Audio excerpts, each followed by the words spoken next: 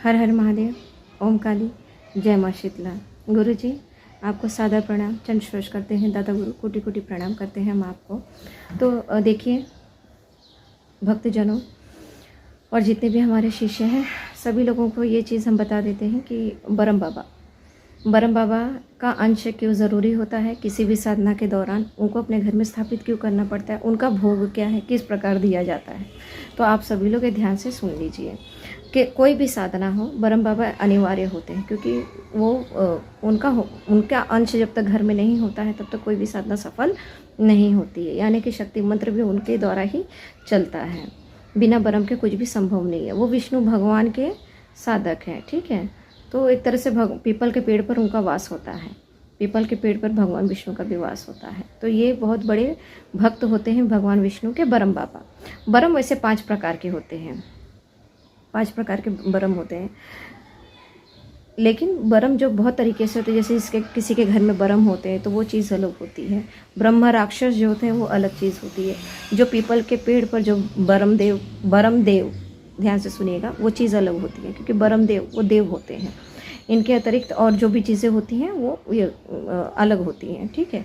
बरम देव भगवान वो एक ही होते हैं जो विष्णु भगवान के भक्त होते हैं पीपल के पेड़ पर। तो इनको भोग कब दिया जाता है? देखिए, इन बरम देवता का जो भोग होता है ये मंगलवार को दिया जाता है। मंगलवार को 7 बतासे 11 लौंग यानी कि फूल वाले घी में डुबोकर बरम बाबा को भोग दिया जाता है पीपल के पेड़ पर। और कच्चा दूध, 1 कटोरी दूध में बतासे को भिगो दिया जाता है और फिर उन्हें भोग दिया जाता है। ये भोग उन्हें अति प्रिय होता है।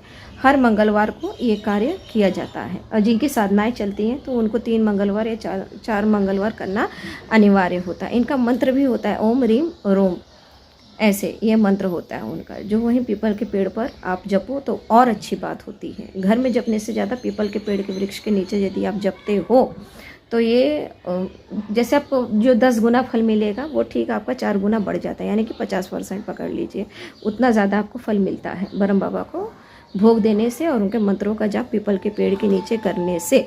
लेकिन ये सारे कार्य जो होते हैं वो गुरु के अंतर्गत ही करना चाहिए, गुरु के सानिध्य में रहकर ही कार्य करनी चाहिए। बिना गुरु के कोई भी चीज़ संभव नहीं है। अगर उनकी कृपा भी प्राप्त होगी तभी प्राप्त होगी जब आपके सर पे गुरु का हाथ होगा, अन्यथा ये पॉसिबल ही नहीं है। और बरम देवता का अंश एक पीपल के पत्ते के रूप में घर में लाया जाता है, अपने पूजा मंदिर में स्थापित किया जाता है। उसके बाद साधना में आगे बढ़ी जाती है, तब जाके आपका साधना कहीं पूर्ण होता है। और ये 3 या 4 मंगलवार करना अनिवार्य होता है, ठीक है।